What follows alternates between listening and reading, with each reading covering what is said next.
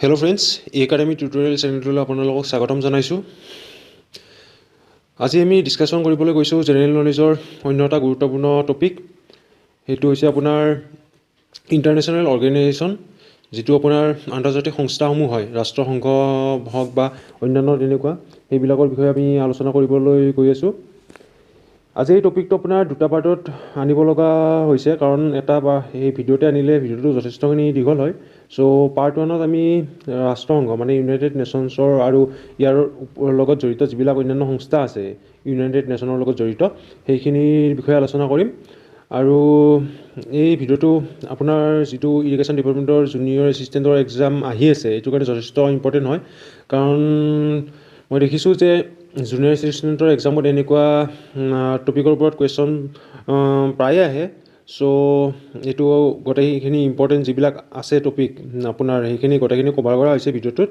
So আহকচোন ভিডিঅ'টো আমি ষ্টাৰ্ট কৰোঁ। এতিয়া ফাৰ্ষ্ট আহিছে আপোনাৰ ইউনাইটেড নেশ্যনছ, যিটো ৰাষ্ট্ৰসংঘ বুলি কোৱা হয়। তাৰে এষ্টাব্লিছ হৈছিলে আপোনাৰ 1945ত আৰু হেডকোৱাৰ্টাৰ নিউয়ৰ্ক, আৰু টোটেল মেম্বাৰ হৈছে আপোনাৰ 193। ইয়াৰ টোটেল 193 কাউণ্ট্ৰি যিবিলাক হয় এইটো আচলতে আপোনাৰ ইউনাইটেড নেশ্যনছৰ দ্বাৰা ৰিকগনাইজ কাউণ্ট্ৰি হয়। এনেতো কাউণ্ট্ৰি আপোনাৰ অন্যান্য বহুত আছে, যেনেকৈ আপোনাৰ টাইৱান হওক, হংকং হওক, ভেটিকান চিটি হওক, কিন্তু এইবিলাক ইউএনৰ দ্বাৰা ৰিকগনাইজ নহয়। ইয়াৰ ইউনাইটেড নেশ্যনৰ দ্বাৰা ৰিকগনাইজ যিবিলাক হয় এইটো হৈছে আপোনাৰ 193। সো এই গোটেইখিনি কথা মনত ৰাখি থ'ব, কাৰণ ইয়াৰ যিকোনো এটা পইণ্টৰ পৰা আপোনাৰ কুৱেশ্যন আহি যাব পাৰে। নেক্সট হৈছে আপোনাৰ UNSC হৈছে আপোনাৰ united nations security council. United nations security কাউন্সিলৰ আপোনাৰ আপোনাৰ 5টা পাৰ্মানেণ্ট মেম্বাৰ থাকে। এইটো হৈছে আপোনাৰ US, UK, চাইনা, ৰাছিয়া আৰু ফ্ৰেন্স, আৰু লগতে 10টা আপোনাৰ নন পাৰ্মানেণ্ট মেম্বাৰ্ছ থাকে। এইটো আপোনাৰ 2 বছৰৰ কাৰণে চিলেক্ট কৰা হয়। আপোনাৰ বিভিন্ন ৰিজন যেনে চাউথ ইষ্ট পেচিফিক ৰিজন হওক বা তেনেকুৱা আপোনাৰ বিভিন্ন ৰিজন অনুযায়ী চবৰে পৰা চিলেক্ট কৰা হয়। আৰু বৰ্তমান সময়ত ভাৰতো এটা নন পাৰ্মানেণ্ট মেম্বাৰ হিচাপে মানে আছে। আৰু আপোনালোকে গমেই পায় যে ইণ্ডিয়াই পাৰ্মানেণ্ট মেম্বাৰশ্বিপ লোৱাৰ কাৰণে যথেষ্ট ট্ৰাই কৰি আছে, কিন্তু এতিয়ালৈ হোৱা নাই। এইটো মানে চাইনাই এপ্ৰুভ কৰা নাই, চাইনাই অপ'জ কৰি আছে কাৰণে এইটো হৈ উঠা নাই। কাৰণ আমাৰ যিটো 5টা পাৰ্মানেণ্ট মেম্বাৰ আছে গোটেইকেইটাৰে সন্মতি লাগিব, গোটেইকেইটাৰে মানে এগ্ৰী হ'ব লাগিব, তেতিয়াহে মানে ইণ্ডিয়াই পাব। সো এই গোটেইখিনি কথা আপোনালোকে মনত ৰাখি থ'ব, ইম্পৰ্টেণ্ট হয় বহুখিনি।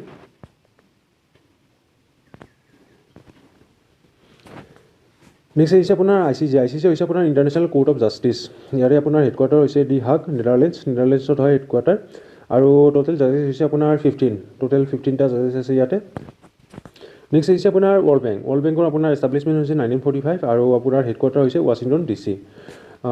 ইয়াতে আপোনাৰ DC মানে কি বুজাইছে, ডিষ্ট্ৰিক্ট অফ কলম্বিয়া। এইটো মনত ৰাখি থ'ব। এবাৰ আপোনাৰ UPSCটো আহিছিলে যে DC বস্তুটোৱে কি হেৰি কৰে, মিনিং কৰে। সো হয়তো কিবা বেলেগ এক্সামতো আপোনালোকৰ আহি যাব পাৰে কেতিয়াবা। সো এইটো মনত ৰাখি থ'ব। নেক্সট আহিছে আপোনাৰ IMF হৈছে আপোনাৰ ইণ্টাৰনেশ্যনেল মনিটাৰী ফাণ্ড, আৰু ইয়াৰো এষ্টাব্লিছমেণ্ট 1945, আৰু হেডকোৱাৰ্টাৰ আপোনাৰ ৱাশ্বিংটন DC হয়। এইটো ৱৰ্ল্ড বেংকৰ লগত একেই হয়। সো এইটো মনত ৰখাত সুবিধা হ'ব। নেক্সট আহিছে আপোনাৰ WTO হৈছে আপোনাৰ ৱৰ্ল্ড ট্ৰেড অৰ্গেনাইজেশ্যন, আৰু ইয়াৰে হেডকোৱাৰ্টাৰ হৈছে আপোনাৰ জেনিভা, ছুইজাৰলেণ্ড। আৰু জেনিভা এটা মনত ৰাখিব যে জেনিভাটো কিন্তু ছুইজাৰলেণ্ডৰ কেপিটেল নহয়। ছুইজাৰলেণ্ডৰ যিটো কেপিটেল হয় এইটো আপোনাৰ বাৰ্ণ হয়, BERN।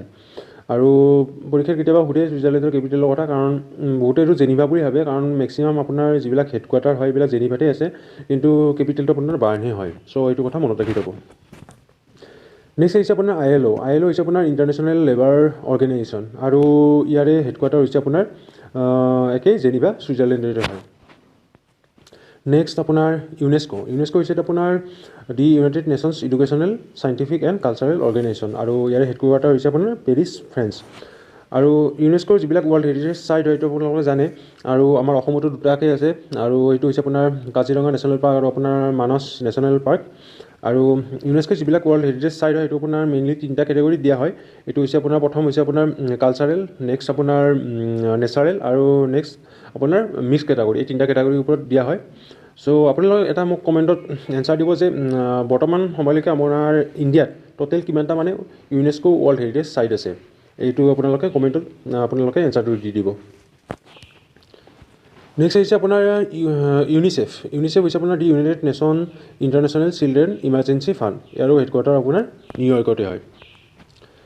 এইখিনিতে কথা কৈ থওঁ মই যে আপোনাৰ যিবিলাক মই ইম্পৰ্টেণ্ট পইণ্ট কিছুমানে আপোনাৰ এষ্টাব্লিছমেণ্ট হওক মেম্বাৰ হওক এইবিলাক ইনক্লুড কৰিছোঁ আৰু কিছুমান কৰা নাই যেনেকৈ এইটোত কৰা নাই য'ত লাগে মই তাত কৰিছোঁ আৰু য'ত মানে ইম্পৰ্টেণ্ট একেবাৰে নহয় সেইটোত মই কৰা নাই গতিকে যিকেইটা মানে ইম্পৰ্টেণ্ট পইণ্ট আছে মই সেইকেইটা ইনক্লুড কৰিছোঁ আৰু আপোনালোকে এইকেইটা পইণ্ট চালেই মানে পৰীক্ষা দিয়াৰ কাৰণে মই ভাবোঁ হৈ যাব চ' নেক্সট হৈছে আপোনাৰ UNFCCC মানে হৈছে আপোনাৰ the United nations framework convention on climate change আপোনাৰ পাৰ ইয়াৰ কপ বুলি এটা এভৰি ইয়াৰ এটা এনুৱেল ছাবমিট হয় প্ৰতি বছৰে এইটো আপোনাৰ ক্লাইমেটৰ ওপৰত হেৰি কৰি মানে ডিছকাশ্যন কৰা হয় কেনেকৈ গ্ল'বেল টেম্পাৰেচাৰ আপোনাৰ কমাব পাৰি বা আপোনাৰ গ্ৰীণ হাউচ গেছবিলাকৰ ইমিশ্যনটো সেই কৰি ৰিডিউচ কৰিব পাৰি এইবিলাকৰ ওপৰত হয় আৰু ফাৰ্ষ্ট আপোনাৰ UNFCCC ফৰ্ম হ'ব লাগে বুলি এখন আৰ্ট ছামিট হৈছিলে এইখন 1992 হৈছিলে ৰিঅ' ডা জেনেৰিঅ' এইটো ব্ৰাজিলত আছে আৰু এইটো কেপিটেল নহয় কিন্তু কাৰণ ব্ৰাজিলৰ কেপিটেল আপোনালোকে জানে ব্ৰাজিলিয়া হয় আৰু নেক্সট 1992 এইখন ছামিটৰ পিছত আপোনাৰ 1994 মানে UNFCCC বুলি এইটো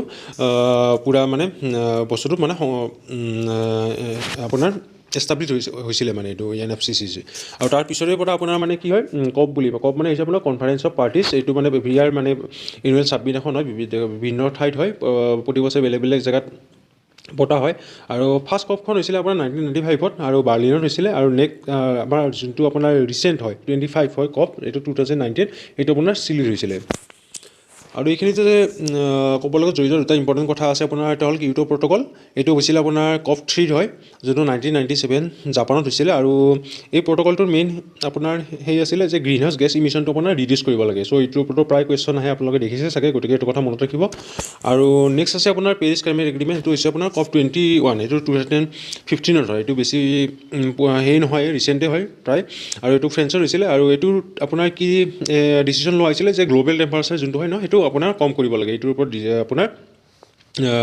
সিদ্ধান্ত লোৱা হৈছিলে চ' আজি ভিডিঅ'টোত এইখিনিয়ে ভিডিঅ'টো ভাল পালে লাইক কমেণ্ট আৰু শ্বেয়াৰ কৰিব লগতে চেনেলটো ছাবস্ক্ৰাইব কৰিব চ' থেংক ইউ